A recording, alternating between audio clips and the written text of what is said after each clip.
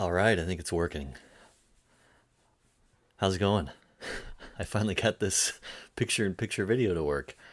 I've been trying for the last 10 minutes to figure it out here on my Mac, but I've never done picture-in-picture before. So, hopefully it's working and you can see that painting right there, which is what this video is going to be about.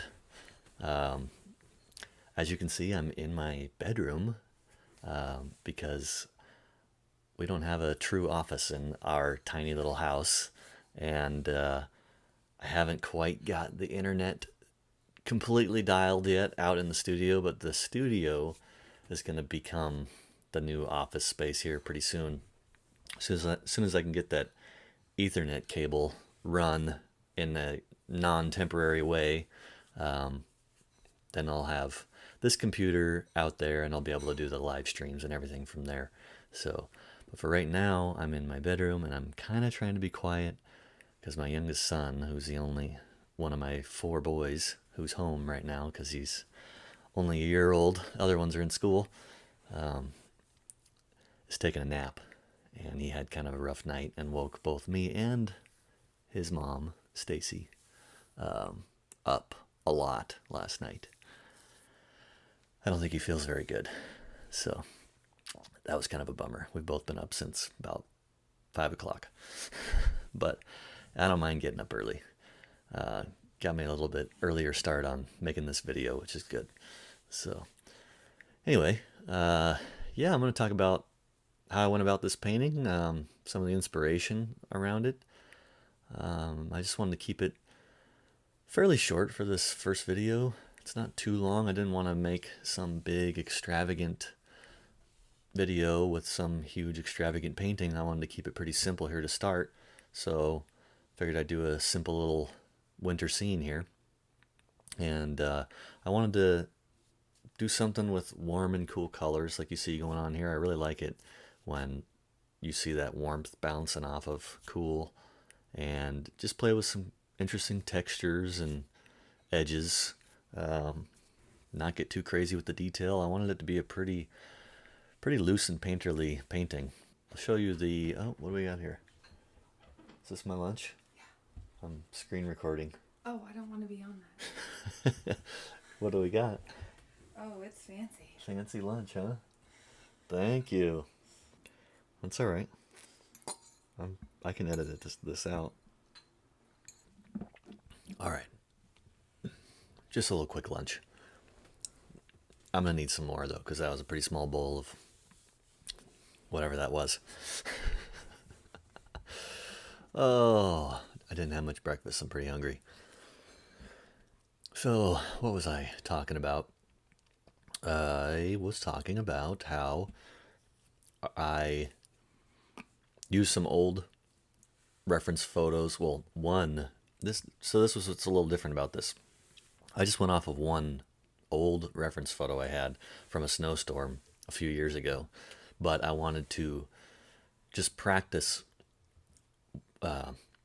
taking kind of a boring photo that doesn't have much to offer and turn it into something a little more exciting. So here's that photo. This was back in 2019, and everyone called it Snowpocalypse or Snowmageddon because we don't typically get snow like this, the whole season, and we got it in a matter of one night, so it might not look like it, but there's over a foot of snow on the ground right there, and then it did it again like 3 days later, and then that 2 feet of snow stuck around for, I don't know, almost a whole month. And typically we'll get like a dusting, we'll get maybe 2 to 3 inches of snow, and it sticks around for a day and goes away. It was like we were living in a different state that year. It was crazy. But I just loved how all the snow was piling up on the trees. So I snapped this one picture, and this is the one picture that I've used for my inspiration. I didn't change up the composition much.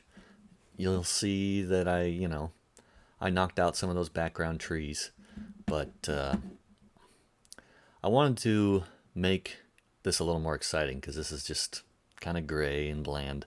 There's not anything really warm. There's not anything really cool. as far as colors go, tones. This mostly looks black and white. If I were to paint it like this, could get away with using just black and white probably. So I wanted to use a little inspiration from another artist. His name's Michael Godfrey. And if you don't follow him on Instagram or any of the social media platforms, wherever he is, I follow him on Instagram. He's insanely good and just has some of the coolest edges, compositions. His winter scenes are like top notch. There aren't many other artists out there whose winter scenes are as cool as his. Let's see here. So here we go.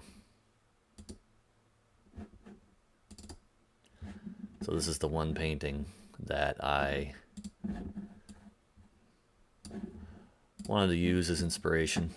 So I really liked his coloration here. How,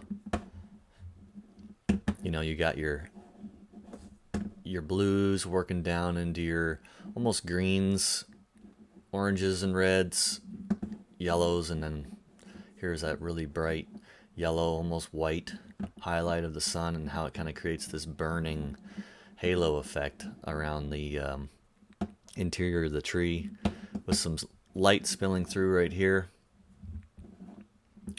And just the play of warm against cool. This is all cool. This is all warm. Hopefully you can see my little cursor there pointing to this stuff. So I wanted to doll up that photo. So I took it into Procreate and kind of just did my best to find as close to those colors as I could, and eliminated some of those trees that I just didn't think were necessary in the background. Decided that I'm going to add a little stream or river, or just maybe just a little low area where the land meets here, a little creek or something, and just have some of that light spilling through and create sort of that burnt halo effect, whatever you want to call it, around this tree. Hopefully not at the risk. I mean, it might be at the risk, but hopefully I haven't borrowed too much from him. Just kind of the coloration. It's definitely my own composition. It's from my own photo. I took away some of the photo, but I didn't add any of his elements as far as any of his drawing or what he had as far as the shapes of his trees. So I think I'm pretty safe there. But more or less, this is just kind of a learning exercise of how to make a boring photo a little more exciting. So anyway, I think that's about it for this little intro on what we're going to do here. I think everybody on here is on the Facebook page I created, which is not that big yet. There's only 7 of us on here right now. So as of the time of recording this. So I hope that that'll grow here pretty soon. I didn't expect it to be huge out the gate because I didn't have anything on there to offer yet. So once I get this video out, I can kind of, promote it a little bit on my Instagram and other areas. Hopefully I can get some traction and get some more people in here.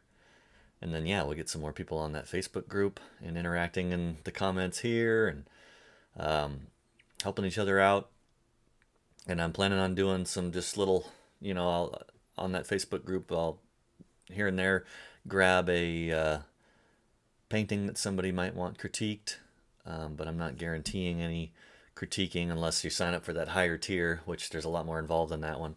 And you're guaranteed a monthly critique on that if you want it. But I figured I'd just grab a random critique here and there and do kind of what I've done on this photo. It's opposite of where I'm pointing in the camera. Little draw over on your painting using Procreate on the iPad. It just is easier to critique a painting that way because I don't have your physical painting here to work with.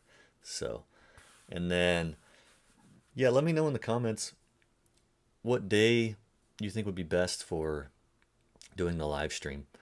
I'm trying to get the internet hooked up out of my studio so I can do them out there. And hopefully within the next day or two, I'll have that going.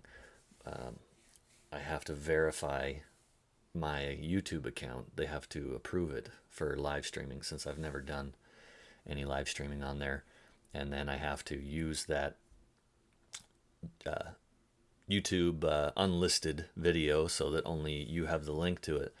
And we'll have to create a good time that will work so that when I go live, I can set a time on YouTube and go live at that time, and then you'll have the link to click here to take you over to YouTube. I think that's how it works. I barely know how to do everything that you're seeing right here. So I'm just kind of figuring it out as I go, but I know it can all be done. Kind of like all of this stuff when it comes to painting or painting for a living. I don't know exactly how to do everything 100% the right way, but I know it can be done. And because I know it can be done, whether it be painting better, painting for a living, all of the above, that's what keeps me going. And it might not be super polished here in the beginning, but I'm going to get to learn this as we go, get better at painting, get better at making videos, and hopefully it all helps you along the way too. So I think I've rambled on enough.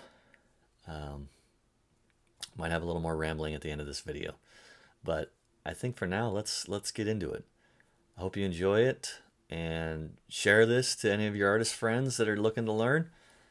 And yeah, sit back and relax and watch me paint. I'll see you later.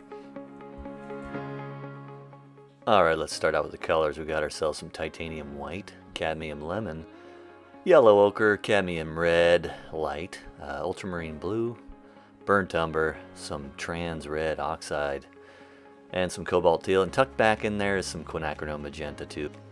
These are all oil paints by Blue Ridge Oil Colors. And then this is not Chipotle Pesto. This is some Liquid Original. I like to put this stuff in a jar like this with a lid, and it keeps it from drying out and getting that annoying film on it. I used to put it just straight on the palette, and then I'd waste a bunch of liquid because it would always dry up on me. So we're going to start out sketching out this composition. I didn't tone this thing first.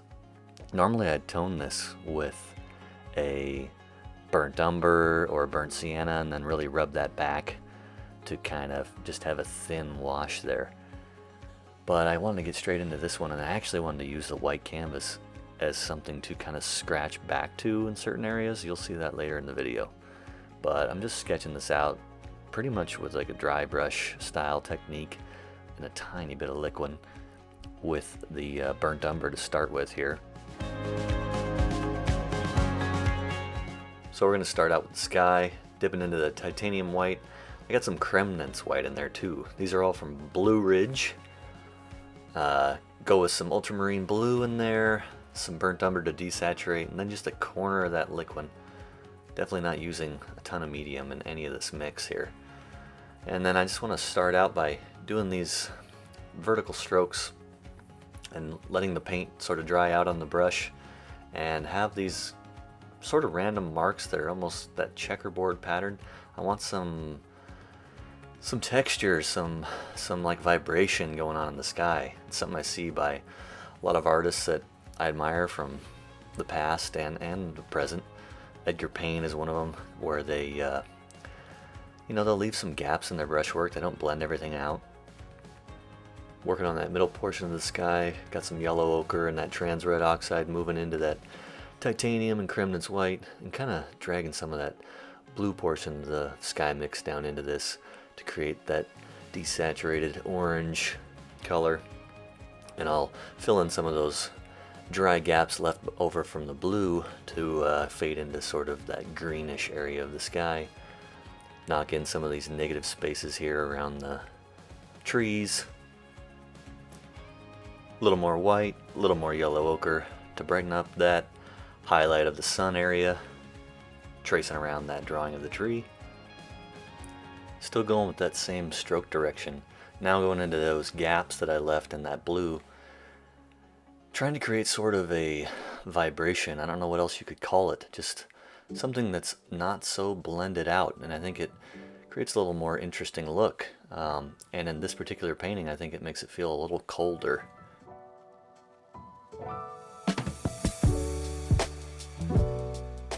Right now I'm getting into a little bit of that cadmium red, ultramarine blue, burnt umber, some yellow ochre, creating those furthest away background trees. They're going to be a real muted pink, almost a violet-y pink.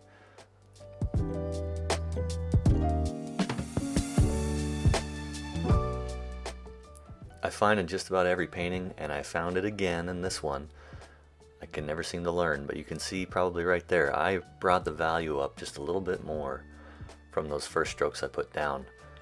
Dragging a little more white into that original mix. I just, sometimes, and I make the same mistakes over and over again, and try not to, but I keep coming back to it. You can never, for me, it's easier to go darker in value in the background later on than it is to go lighter in value. So I like to try to start out as light as I can for those background values and then build up my darks later on. Going the other way is just never seems to work out as well. You saw me mixing for the under part of these trees, a little bit of that ultramarine blue, burnt umber, some of that trans red oxide, just trying to create a grayish blue for the shadow portions underneath of those background trees.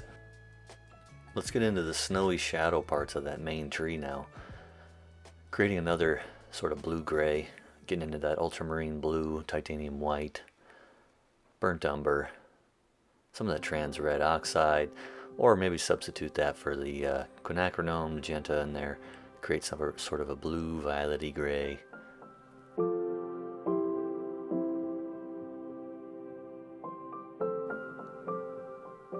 What I'm trying to do with this brush is load it up with enough paint that I can make a nice distinct mark that's got a square edge quality to it, nice and straight, and then try not to go back over it too many times and overblend it.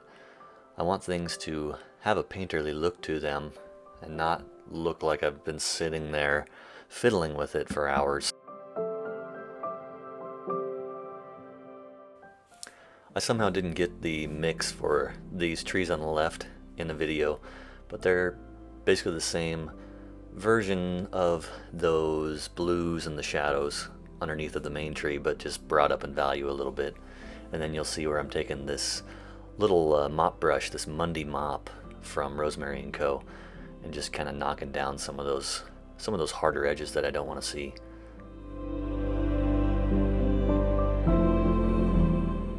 I say I want to put down marks and leave them, but then there I go with that mop brush and, blend everything out. But it's kind of a balance. I want some things to have a very direct, instant, like you can see exactly how it was put down, quality to it. And then I want other things to be blended away. So much about paintings I like to see and what I like to see in my own work comes down to edge quality and hard edges versus soft edges, lost versus found, however you want to say it.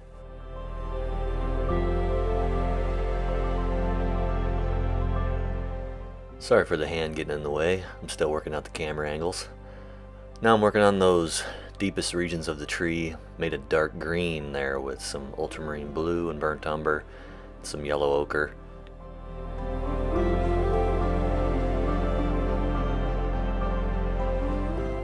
I'm switching between this small 1/4 inch Tish dagger to a number 2 flat bristle brush. Most of these brushes are coming from Rosemary & Co. I use some Princeton brushes too, just because that's what's convenient at the local, arts and crafts stores around me. But Rosemary brushes, man, they sure are the way to go.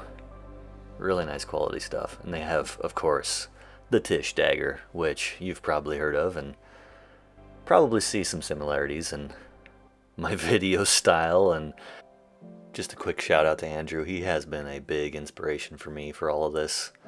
And I don't think I'd be doing a lot of it if I hadn't found him years ago on YouTube.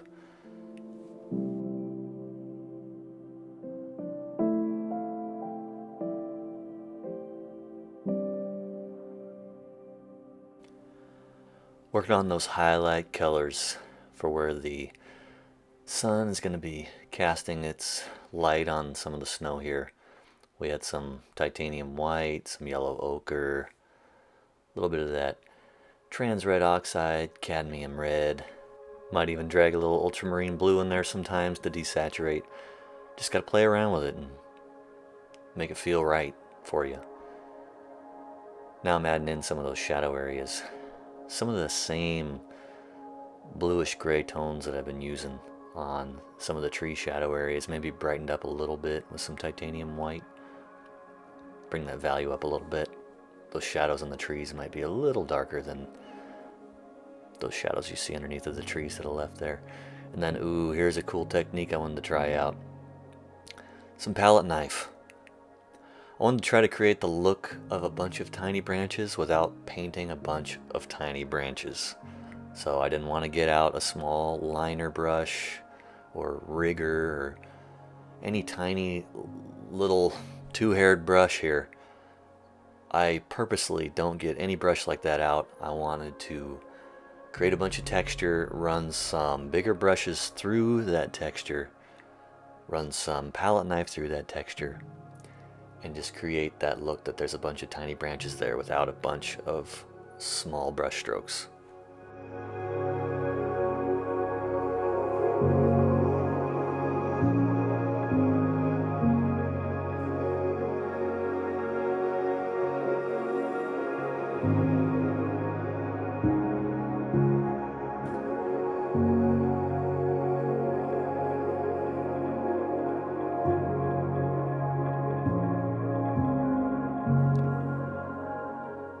Now we're going to pump up the warmth of the sun poking through those trees.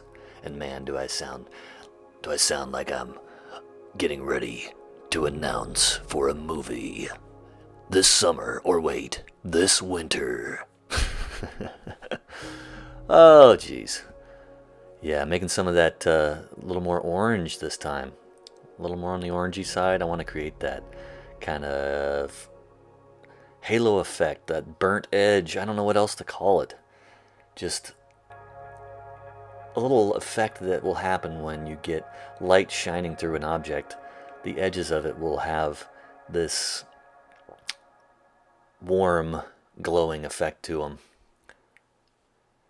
And now I'm going to take some of that trans red oxide, ultramarine blue, cadmium red, dip into that greenish gray from some of my other mixes to desaturate.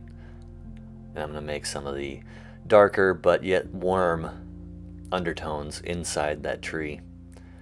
And now I'm going to kind of go between that color and those more orangey colors of the halo effect I created, and just create a range of tones that I can kind of sporadically place within the regions of the tree where the sun's light will be kind of dying off, losing its way through the branches of the tree.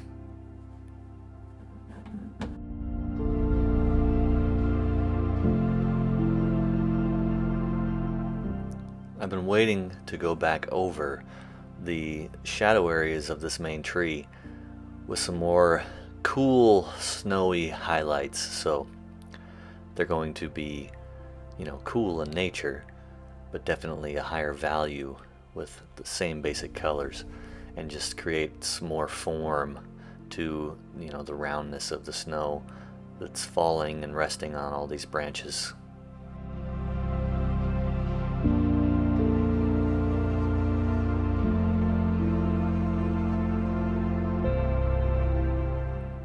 I'll go back in with some darker shadows now to establish the underside of where some of these branches are going to be. And again, adding to some of that form, some of the roundness. And I'll take a mop brush back over some of these areas to knock down some of those harder edges, create some of that soft, snowy effect.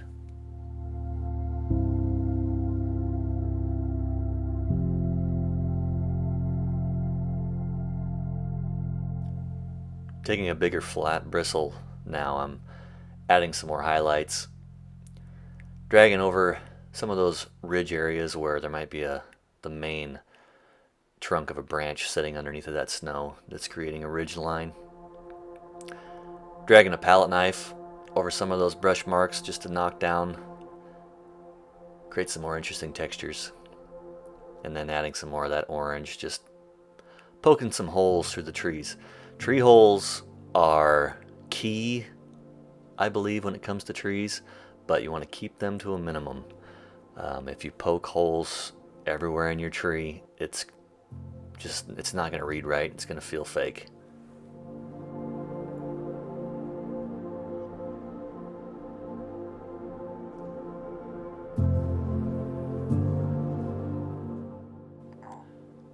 Coming through with the final details now. Just want to pump up some of these highlights where any, taller ridges of snow would be catching some of that sunlight, as well as some more shadow areas to create some more definition in this foreground area, like maybe this area's been walked through, or just the undulation of the ground underneath the snow. And then darkening up some areas of that creek, adding some shadows to the snowbank leading down to it, then just going over all of this, blending that brush through the wet paint, creating cool textures, adding more highlights.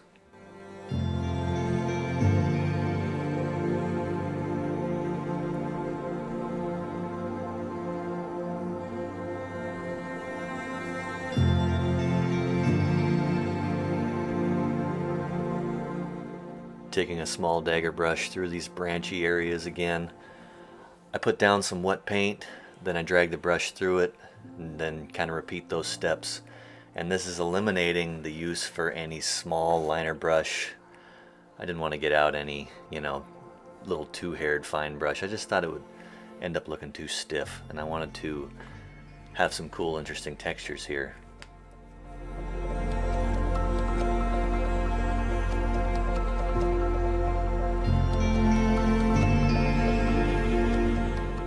Basically those same highlight colors I used to round out the form on the snow on the main tree are what I'm using here, and then kind of applying that same principle of putting down some wet paint and then dragging a brush through it.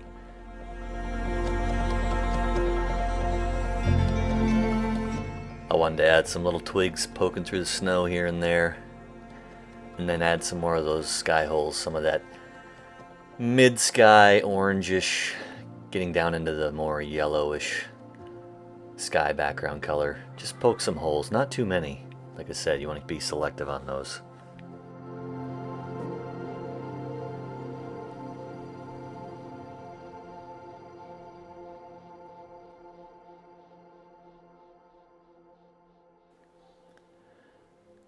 Coming around to the end here, I wanted to use a variety of tools to create some of these final textures in the foreground snow. So I'm using some palette knife, dragging over it, making sure I'm knocking down any, hard, distracting edges.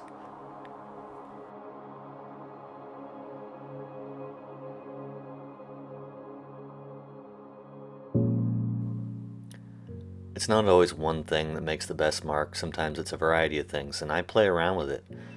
I might not like one thing, and I'll grab another thing. Start dragging a putty knife over it. Why not? I use a putty knife quite a bit in my paintings. You can see here, it's kind of getting rid of a little bit of the evidence of what applied this paint.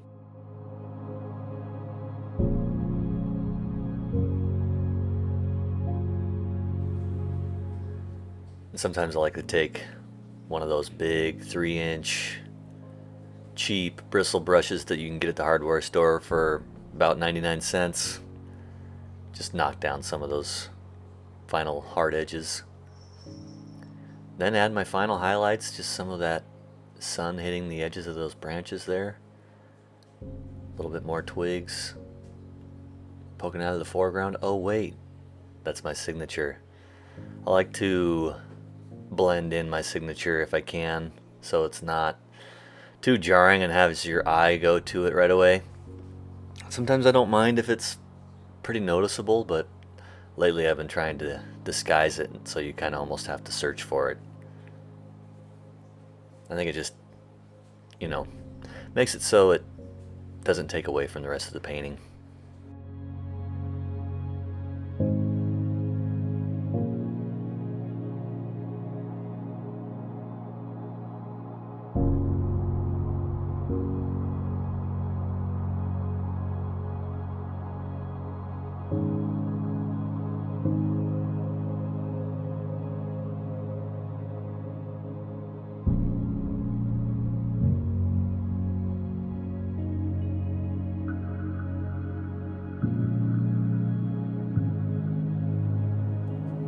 Wow, you made it this far means you watched the whole thing and you didn't, die of boredom or anything like that. Um, Thank you for watching. I hope that was fun and entertaining. I hope you learned a little bit. Recording yourself can require a lot of takes sometimes, trying to come up with what to say. It's a little awkward, not gonna lie. You try it, see how it goes. So anyway, yeah, how about in the comments, let me know what you thought of the painting, and let me know what other things that you'd like to see as far as upcoming painting video tutorials, what kind of scenes you'd like to see. I kind of have some Eastern Washington sort of fall season wide landscape type scenery in mind to come up with next, but I might change my mind. You never know. I kind of change my mind daily, sometimes by the hour. So you're probably the same. So yeah, let me know in the comments, and let me know when a good day and time you think to go live would be.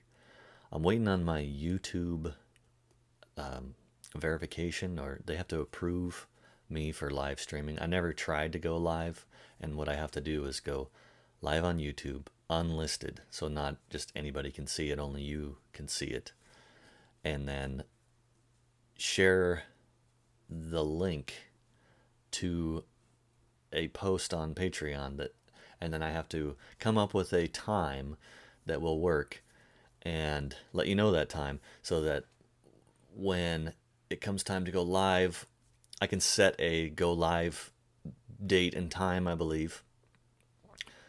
And when it comes to that time, then you could click on the link on Patreon and take you to the unlisted YouTube live. I think that's how it works. I'm not a techie guy.